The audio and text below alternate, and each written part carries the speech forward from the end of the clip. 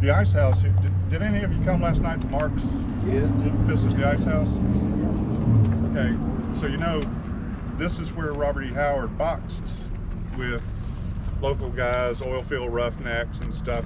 And it would have been back there on that, where the concrete pad is in the back, or the fence now in the back.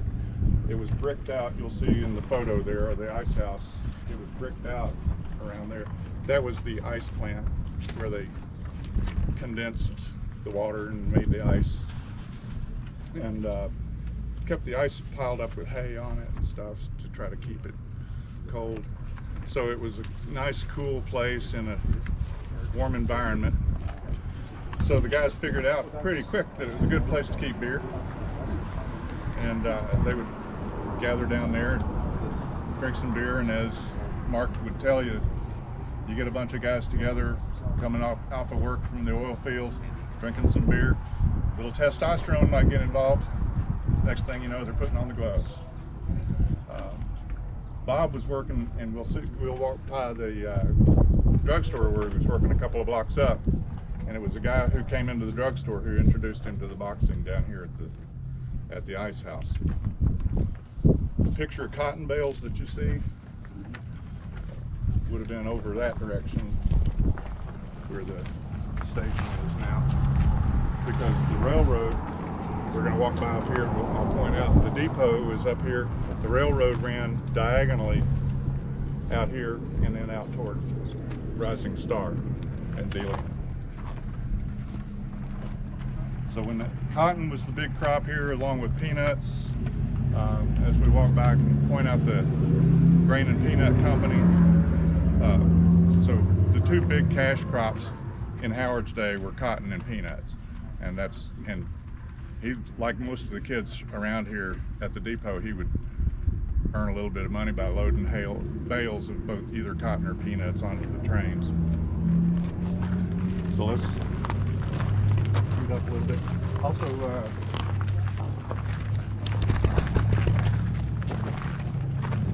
down there on your way back to the house is where the Cross Plains Cemetery is, and as I think most of you know, Howard's actually buried in Brownwood, not in Cross Plains. Never have been able to figure out why.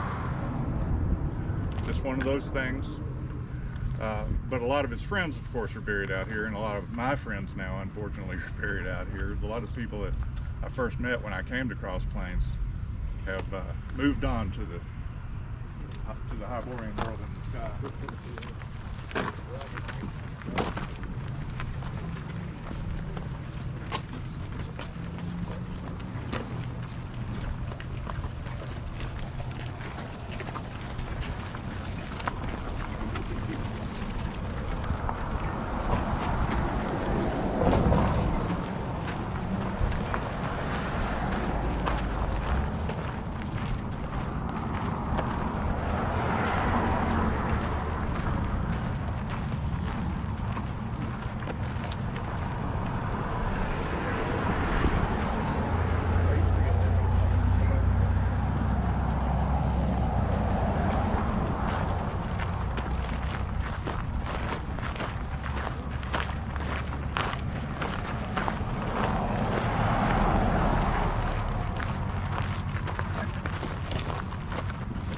Right through here is probably our best view of it. If you see those buildings that are on a diagonal to the street, it says Cross Plains on it, and there's some trucks parked there. That's where the depot was. The tracks, I think, ran on the south side of that building, so it came right down through there. Because the railroad came in 1911, and when they brought the railroad in, one of the things they wanted to do, the town of Cross Plains was originally down next to Turkey Creek, where the Treadway Park is now, and on the other side of the highway, all up through there. But they moved up to higher ground because the railroad didn't want to be anywhere where there was potential flooding. So that's why they built up here. They sold off all these town lots in 1911. In one day, they sold all of the lots that you see those brick buildings on. That was January. I've got a postcard from March that shows these buildings under construction. By June of 1911, all those brick buildings had been finished or occupied. Try to imagine doing that today. 6 months from selling the lot to having all those buildings up and running.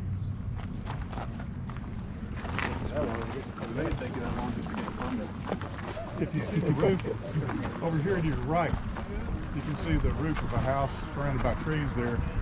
That was a hotel. That was called the Bennett Hotel. I think it was Bennett. It's falling down now. I think they're going to take it down eventually. It's the last surviving hotel from Cross Plains. I've got a little piece in there, I think, about the hotels from 1922. They had a capacity of around 200 rooms in Cross Plains at that time. Now we got a capacity of 15, and I don't know if any of you are staying there, but it's a little iffy.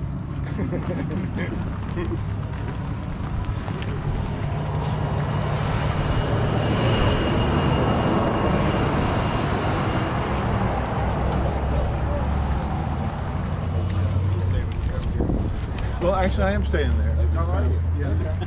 I've stayed in Cisco and I've stayed in Brownwood, but I'm a simple man. I can, as long as there's a bed, I'm okay. So I just give it a shot. It's that thing. Make it I try to get a reservation. If you never wait,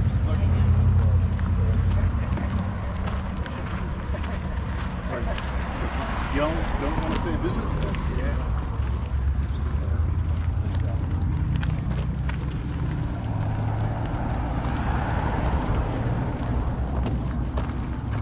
This is the Veterans Memorial Park over there. If any of you want to visit it. And City Hall is right over here. Anybody know what that is? Oil spill.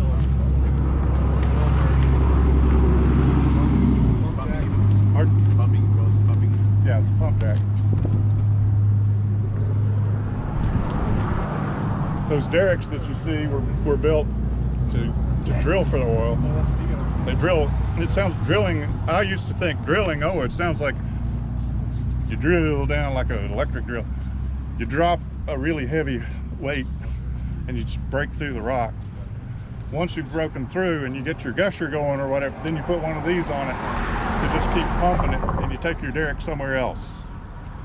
And a lot of times what happened with these small fields like Crosscut is they'd be drilling and all of a sudden they'd find a bigger field somewhere and they'd take down all the equipment and run over there. And now the town's like, well, wait a minute, where's all the money? But you brought all these cores out here for nothing. When you were walking around town, you would have seen a lot of these in people's yards. No, you didn't, Rusty. No? These never were in people's yards. All right, what was in the... The derricks stayed there until they got electricity or where they got a supply where they could pump oil with this. They used the derricks and they used those, and they were what would lift the oil back up. The derricks would stay right in place. And so these came in later years. In fact, usually what happened out here then was when the pressure went down on the oil fields, in other words, it's usually brought up by gas. There's gas in with oil, and it brings the oil, and they flow. And then when they quit flowing, that's when they'd move a pumping unit up. Yeah, and so that was late. Texaco! Yeah, exactly. This is why I bring Jack along. He's lost more money in oil than I've ever made. Yeah. And at one time, just for color, back when Robert Howard was here, well, yeah, when he was here, just right after he came, in the back, in every city lot, pretty well in the middle of every city lot, in the physical middle, there was an oil derrick standing there from 2 blocks down that way to 2 blocks up that way, and about 4 blocks past Hickenbotham's up here. I had one in my yard, and they didn't plug them out because they pull the pipe out to go to East Texas when bigger oil wells were found out there, and they didn't have enough pipe. So, you know, there's a lot of oil down underneath here because it never did get pumped out. And I was going to try to go back in and get this leased up, but you couldn't because of all the mineral rights and everything and the liability. But there's a lot of oil standing right under us that hadn't been pumped out right now.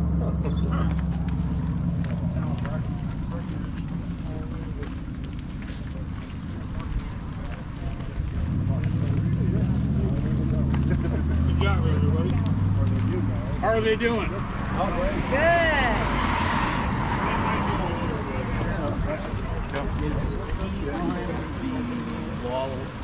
The wall walk and the wall thing. Yeah, that's right.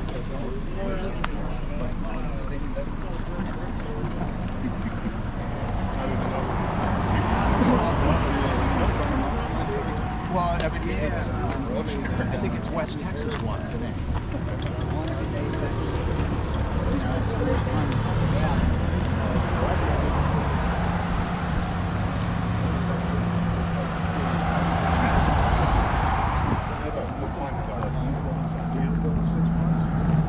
Now the two where Higginbotham's is, two blocks, the block across the street from it, and the next block to the south here. So all those red brick buildings. It took me a year and a half to get a sign permit in Houston. It did, I swear I'm not making that up. It took me a year and a half to get a sign permit to give them $700 a year for a sign permit. What's the Higginbotham Brothers story? Because they're in those old pictures, and they're still in business. They're still in business. They're actually, I can't remember now. Jack, do you remember where Higginbotham started? Yes, it started in Dublin. In Dublin. Yeah, but its headquarters now are in Comanche. Okay. So it was brothers named Higginbothams who started a general store, and they expand to another town and then another town. But yeah, that's been there since about 1911. It's still owned by the same family, and they still have. Well, they've shut down, but their furthest west store was in Post, Texas, up close to Lubbock. And then they had, and a lot of times what they did, what Higginbothams did, they would, where they had family move, and they had somebody there to run the store for them. Well, later, that's how it wound up in Post, what I've been told. But right now, the only ones I know is this store here, and one in Comanche. And Riding Star is shut down. I think there's still one in Cisco, and those are the only. What Minneola? In Minneola? One in Comanche shut down. Headquarters is still there. There's not actually a store there. Right. Okay. So there. Does anybody besides Gary know what else Dublin, Texas is famous for? Dr. Pepper. Hey, there's something else, Roy. If you get to go over there, Dr. Pepper Museum is pretty much fine. And Ben Hogan, they're famous for Ben Hogan too, the golfer, the professional golfer that kind of was the first really great golfer.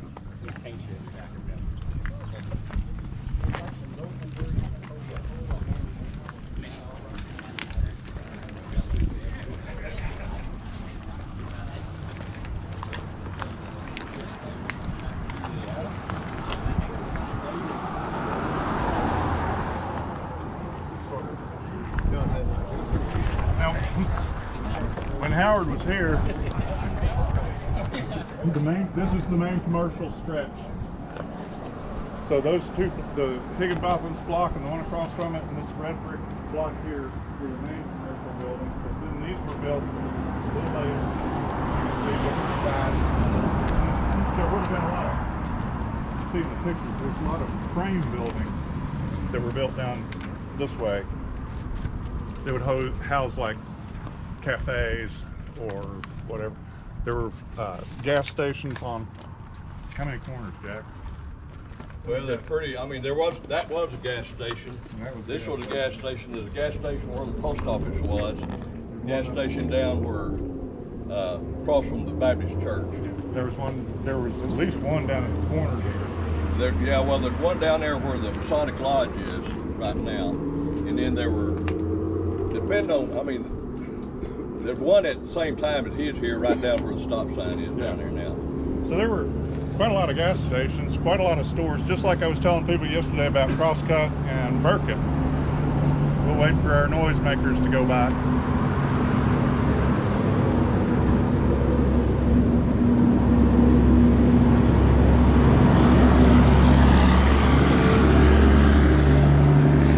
I need one of those little things like the tour guides have in Europe, you know, put it on your belt.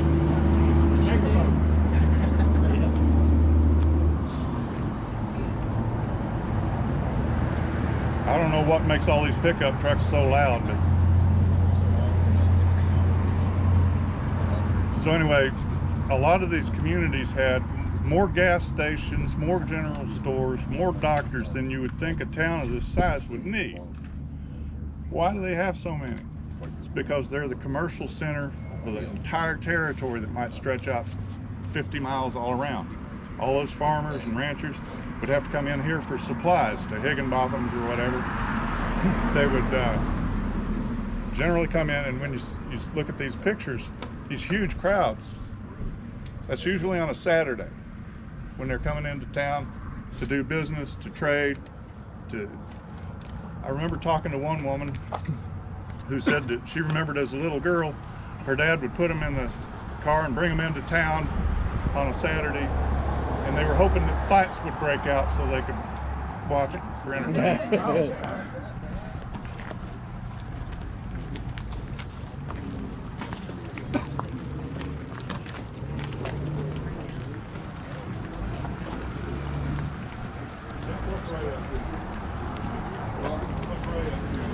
He's back in business. He works 1 day a week now on Wednesday. He was, you know, he shut down for a year. Sorry, I'm not gonna be here on that. All right, let me count down right there.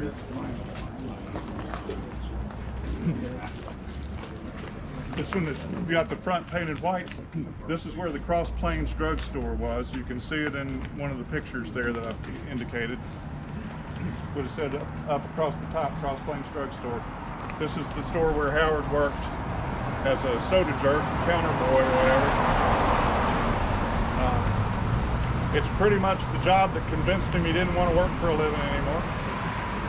But if you've read Post Oaks and Sandruffs, if you've read his letters, you know the story of Howard and the drugstore.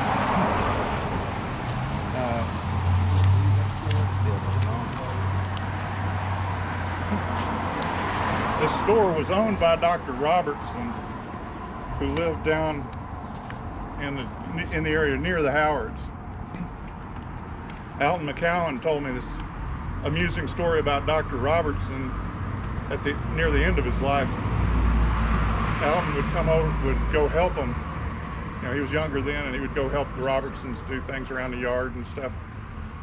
And sometimes he said he'd get to their house, and Mrs. Robertson would say, "Alton, Papa's gone again." Dr. Robertson couldn't walk very well. He'd just shuffle like this. And he'd get to the railroad tracks and he couldn't get over them. So Alton knew where to go get him, bring him back home, or walk him up to the drugstore where he liked to hang out.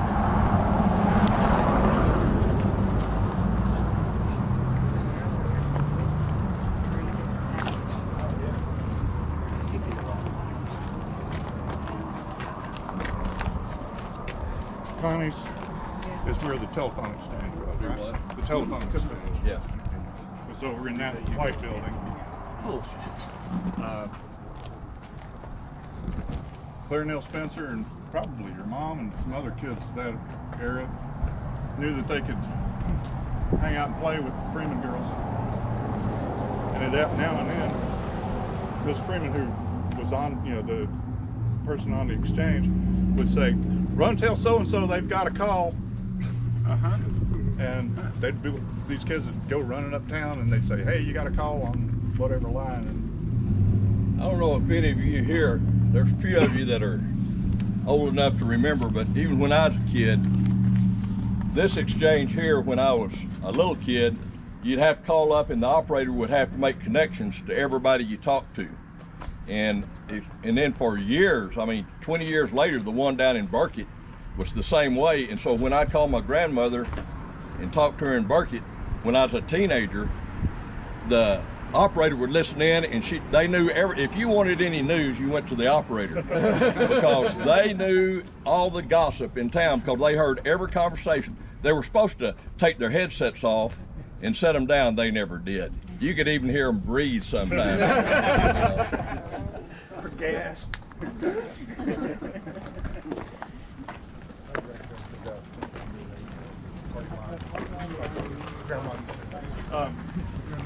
Question was, what are the iron rings on the sidewalk? Anybody got a guess? Horses. A lot of people, even in the 20s, I've got some pictures. People would bring a wagon in, a horse-drawn wagon into town, and they just tie the horse's lead to these. They used to be all down that way too. Well, I guess they put them back when they built the sidewalk up. They put them back. This bank, this was a bank building, and it's had several names over the years, Guarantee and First State and Citizens, and then it was much later that it bought after the Farmers Bank collapsed in the Depression, Citizens Bank bought it and moved over there and ultimately became Texas Heritage Bank. That bank, under different names, has been continually in business in Cross Plains since the beginning. This is the one where Howard worked, though. A lawyer named Paul Harrell had an office up there over the bank. And when Robert got his degree in stenography,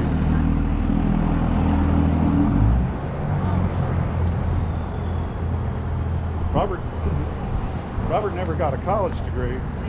He went to Howard Payne twice. One time he learned shorthand, and another time he learned stenography.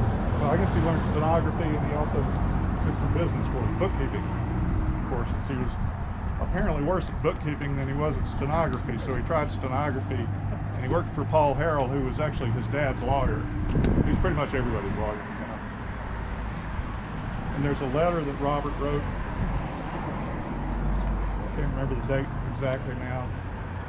It was when he and Clyde Smith had their little falling out over Clyde's girlfriend, Ekla, who in the book in Post Oaks and Sandrush she's called Gloria. And he wrote a letter to Clyde, and he was talking about how he was looking out over the street. There were some street lights. He was looking out over the street in the dark and contemplating suicide. He would have been sitting probably in this corner window up here. I got to go upstairs once and take some photos, but there was no light, so they're kind of dark. I got to fiddle with them. And I've seen in those offices up there, but they were taking a real chance on liability letting me go up there. That place is full of junk. But there were a lot of offices. Actually, Dr. Howard had offices in pretty much every building on this street. I don't think Dr. Howard was the easiest man to get along with, or he didn't find other people easy to get along with, one or the other. Because you got ads in the Cross Plains Review. He's got offices in the Farmers Bank. He's got offices in Sam's Drug Store, Smith's Drug Store, Cross Plains Drug here. He had offices here and there, jumping around. In your pictures, you can see that the Farmers Bank had a nice Greek revival front. It was real good looking bank. I don't know why they ever switched it to that, except in the 50s that was the thing to do. So this, which is now First Street, I'm still trying to figure out why the 911 system thought it made sense to put First Street and then have Second Street north and south of it and a Third Street north, instead of starting down there at First and going that way. Used to go, First was the extreme south, 16th was the extreme north. Now you got North 2nd, North and South 2nd, North 3rd, South 3rd. How does that make sense? So this was 8th. In the back of my map, put the old street name as well as the new one. So this was 8th Street, and this is where we were to go out to Rising Star, and you can still do that. I actually recommend the drive. Go out all the way to where this is FM 374. It'll dead end at 30. It'll come into 36. You make a left onto 36 as you go into Rising Star. Not too far away, it'll FM 374 will turn off to the left again into Pioneer. Go through there, see how little is left of that booming town, and then head back out to 36 and Rising Star. It's a really nice drive.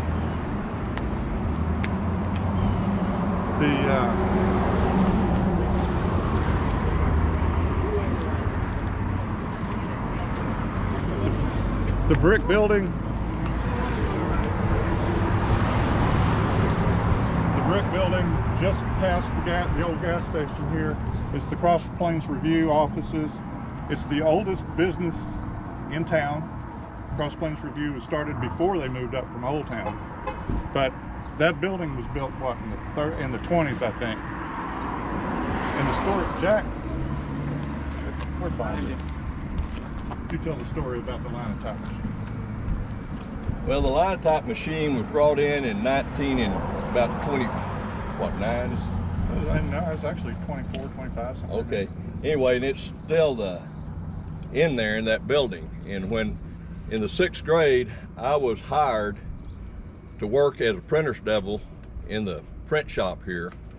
And we'd go in, and one of my jobs was to take metal silver pegs that were, you know, just kind of like you see a gold peg, you know, ingot? About that size, yeah, an ingot about that size, and drop it into a boiling pit or little pot that was on the side of the linotype machine, because that would melt the silver, and then that's what would cast the print that I'd then take and set up to make the newspaper. So we set up 8 pages of news every week by hand, and it's all printed on that linotype machine that's in there. So if you pick up an old copy of the Cross Plains Review up until about 1976 or somewhere in there, all the print on that, the written print on that was done on that old linotype machine that's still in there.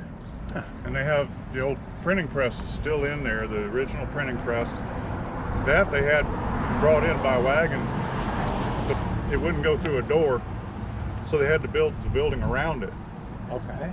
And if you go in there and look, it sits lower than the floor.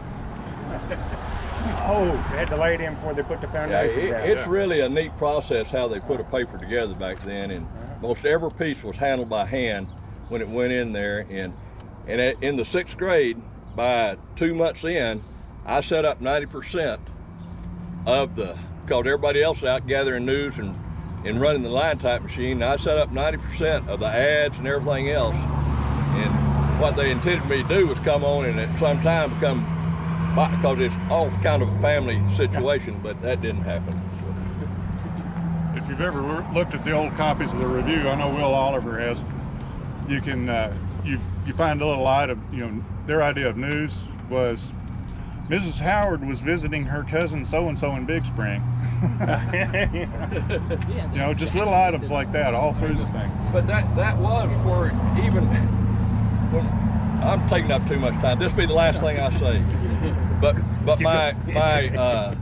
my sister's 2 years younger, and she had a son that went to the University of Colorado. And he was up there, and his roommates looked forward to the Cross Plains Review coming in every week, because it would have those little items that so-and-so from Admiral visit so-and-so. Well, for us out here in the country, that was adventure. We lived our lives through those that could go to, you know, 100 miles away and come back and tell stories, you know, that were different. So. On the other side of the Review is the Methodist Church building. The Methodist Church started at Turkey Creek, had a frame building at the bottom of this hill here, and then in the 20s they built the brick building that's on the other side of the Review, and that's again associated with Howard in a way, because he went to the Sunday school there because apparently he was enamored of some girl, and we don't know who she was, but Clyde Smith and Harold Priest teased him in some letters about it.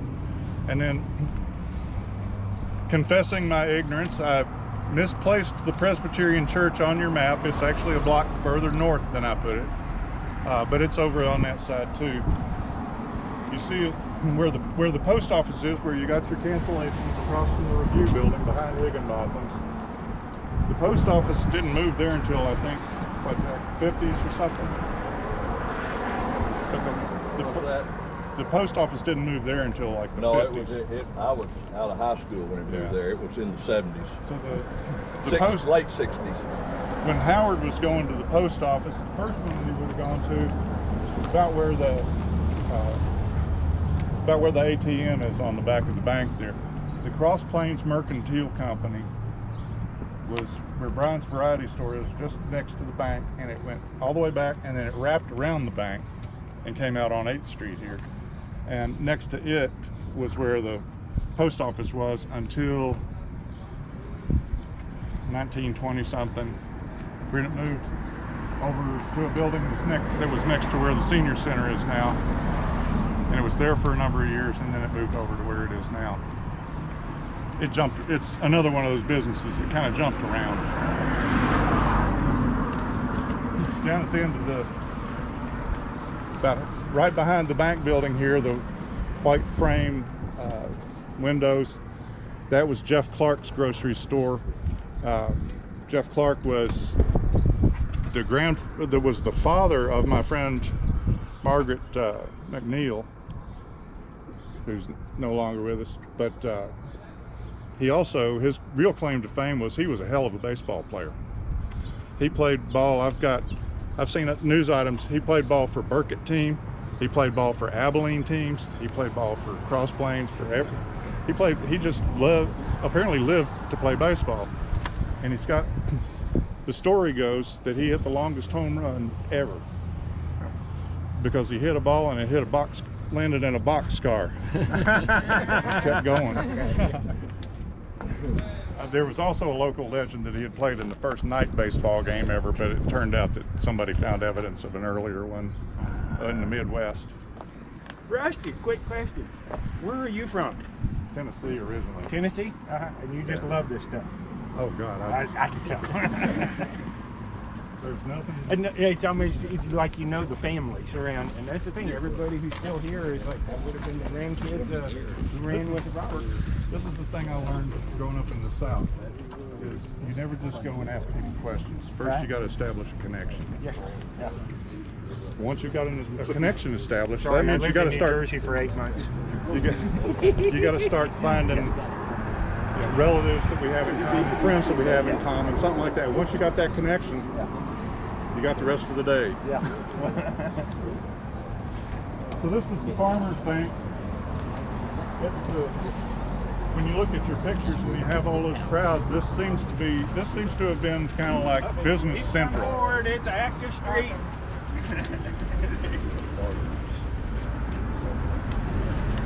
It was probably because it was next to across from Higginbotham's that it was such an active business center.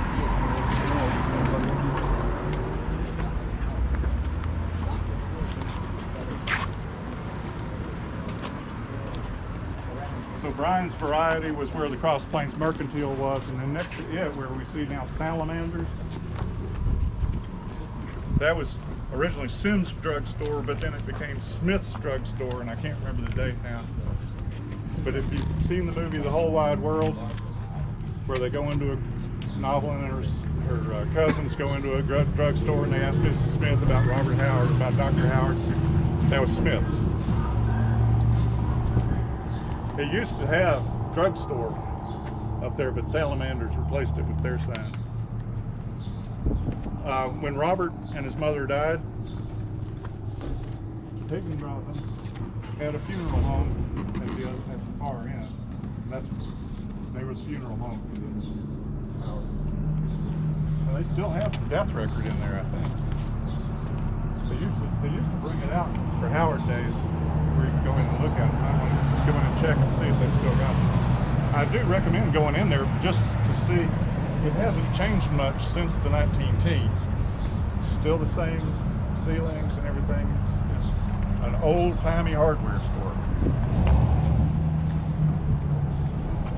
Yeah, and back in our time, it was the premier dry goods store too. From that pillar there, you know, where you see the plaque on the wall, back way. Downstairs was the women's and children's dry goods, and upstairs was the men's. And then you see the doorway down there, that's where the funeral home was. And then between that door and the next pillar down, they had a furniture store in there. So it was it covered pretty well everything you needed except groceries. And there were plenty of those around. Yeah.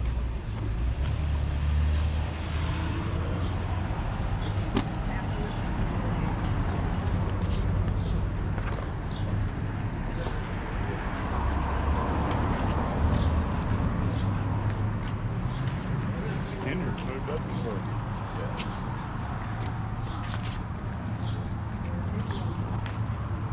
Rusty, did they sell weird tales at the drugstore? I don't think Miss Smith did. If I remember in the movie, Novelin says that They're a little racy. Novelin says she thought that Weird Tales, but I think that any drugstore that Dr. Howard was in probably carried Weird Tales just because he insisted. So, So maybe at the time that Dr. Howard was in there, he did tend to support his son's literary career once it got established. did he? Was he proud of his son? Well, he just liked the money. I think he was proud of him, but he was also interested in the money.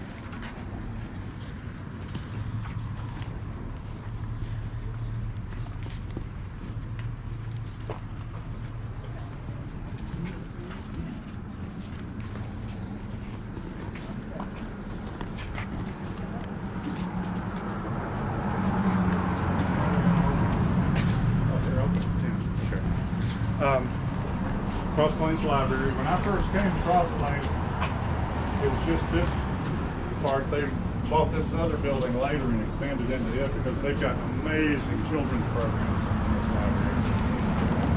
But it was just a storefront and all the way back. The first time I came to Cross Plains in 1985 looking for somebody to talk to about Robert E. Howard, I thought, well, you know, there's a library. Go stop. Closed for funeral. Darn. So later, the next spring I came back. It was a Saturday. I thought, oh, I'll take shots. Well, they were closed, but the door was open about that far. It was just standing open a little bit. And I thought, what the heck? So I walked in. There was some teenage girl behind the counter. And I said, hi, I'm looking for somebody I could talk to about Robert E. Howard. And her eyes were like this, because tall, bearded guy. So she went lit out for the back and came out with John McCown, and that's the start of all of that connection.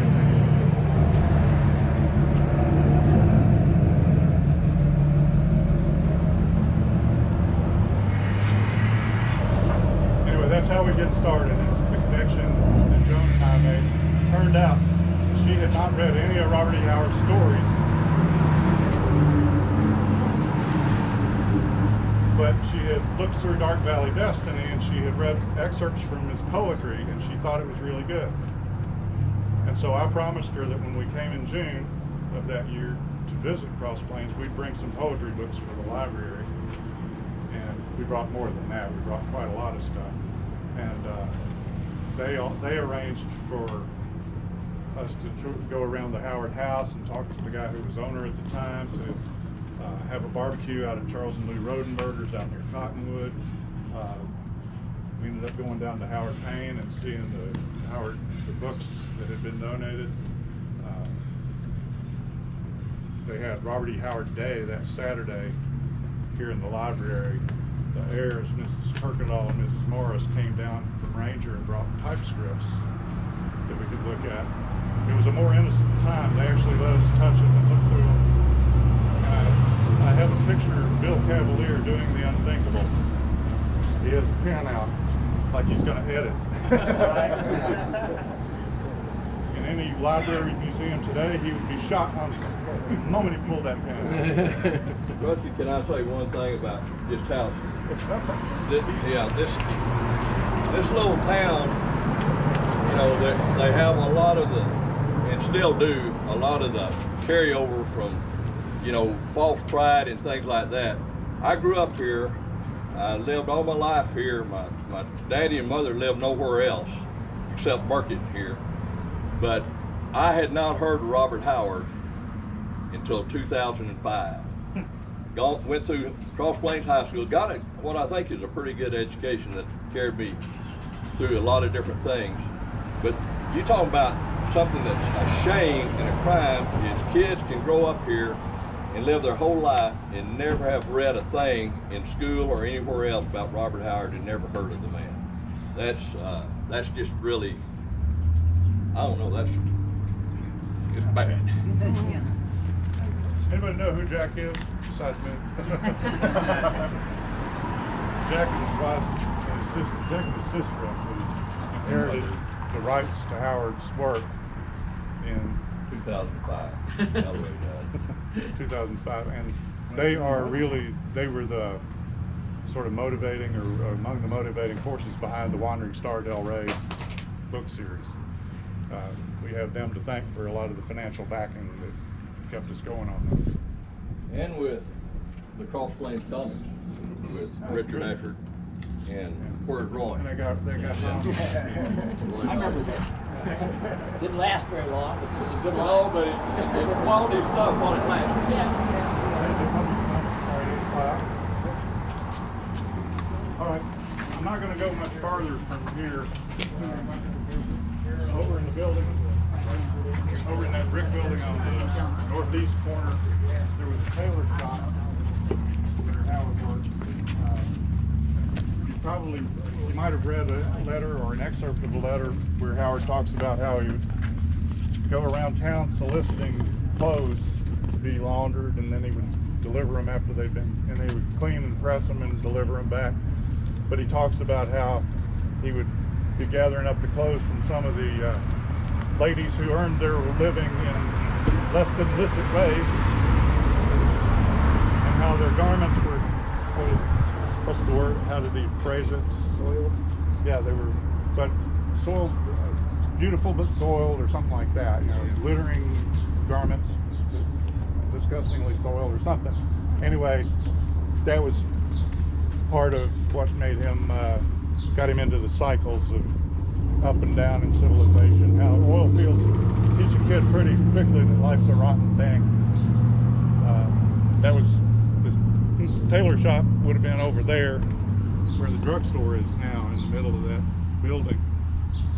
It was owned by a guy named Jim Settle, who then left for a few years and then came back and bought it from the woman he'd sold it to. So I don't know if it was him or this other lady who was the owner at the time Robert worked there. I haven't worked that out yet, but that's the tailor shop. You can see the Presbyterian church over there that I misplaced on your map. And this, of course, and that was a car dealership, wasn't it, Jack? Yeah, but not during his time. Not during his time. No, that was But there were that's the last one to close down in town. there were car dealerships up and down the street, and what they would do is usually they would just have one, maybe two cars in the front, and you had to order them. They'd bring them in from somewhere else. What is a year? Mural.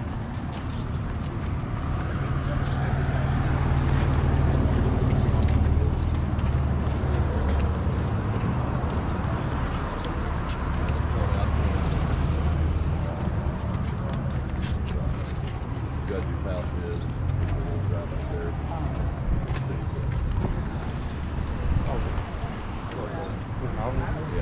Yeah. You got it. And I played. Yeah, I think. I'm sure you've seen that mural there. And there's a nice little sculpture of kids reading. There used to be a water tower right there where the fire department is now. There was a tall water tower that was really the landmark in Cross Plains for years. And it was torn down not until maybe around the year 2000 or something. So it was here for a long time. There was a hotel right back here called the Kemper. So that's one of the many hotels in town. I've located a few of them on your map. I think most of them appropriately. And Jack was saying that we should talk about where Novelin lived. The Hemphill house is marked on your map if you want to get in your car and drive up by there. It's a little dark brick house. It sits on the corner. It's on the, when you get to that intersection, it's the northeast corner. And then between there and the high school, she would walk from there to the high school, and she said there was a, Jack, what do you call those ponds where you dump your oil, your drill water? Slush pit. There's a slush pit, and she said you kind of had to hold your nose on the way to school walking by that thing, because it doesn't just dump dirty water, it's got oil in it too. There's land around that. In fact, my backyard where that, you know, I told you that well was, it made a great baseball field growing up because nothing was growing it. It was just, I mean, it was, you know, we'd pack it down, and we had many a baseball game back there because it was just flat, and because nothing would grow for the salt water, and it was salt water more than oil. Oil actually is kind of a fertilizer, but the salt water would kill everything out. And it wasn't until, you know, these wells were drilled in 1910. Some say not, but I have a log that I looked at last night that said 1910. They were pulled out in about 1913 to go to East Texas, and it was 1970 before grass started growing back on the old lot where I was a kid. And that's just what kind of damage that, you know, uncontrolled salt water will do. And actually that lot that she's talking about where the slush pit was is still empty. Nobody's built anything on it. EPA may not let them now. You have to get so many permits. Oh, well, you couldn't build this town right now because everything, you know, but most all the gas that's down there has, because I drilled a well right down past the light trying to get in. It's the most beautiful sand I ever drilled, but there's no pressure, so we couldn't get it up, you know, and it just meant that these unplugged wells around here, everything escaped off of them through the years. And so that's why we're all crazy around Cross Plains, because we breathe gas, methane all our life. Well, that's why you get so gassy. Yeah, that's exactly right. I meant to point out down there where we were pointing out Jeff Clark's grocery store behind the old Citizens Bank, the Red Bank. At the end of that block was where Dad Childs' Electric Theater was. That was the first theater in town, and Bob would have seen movies there. And then later there was a Liberty Theater. I'm not sure exactly where. I don't think it was where the Plains Theater was. You know? I'll tell you where I was told. You know, where you pointed out his grocery store down here, I was always told it closed right before. I mean, this one was open when I was a kid, but that one down there closed right before I was old enough to go to the movies. Okay, so and it was the last building on the block where Howard worked up in the top. You know. Okay, so it was where Dad Childs' theater was. If you walk back by there, it's the green painted building now. Yeah, so it was originally the Electric Theater, but then later I guess it became the Liberty Theater. And that's where, if he saw movies in town, that's where he would have seen them. But of course, once he and Novelin started dating, they were going to Cisco or to Coleman or to Brownwood or other places where you could see newer movies, you know, more first run kind of movies. She wasn't supposed to go to the movies, was she? No. She was a teacher. She wasn't allowed to go to the movies. That was another reason for not going to the movies here. Right. Yeah.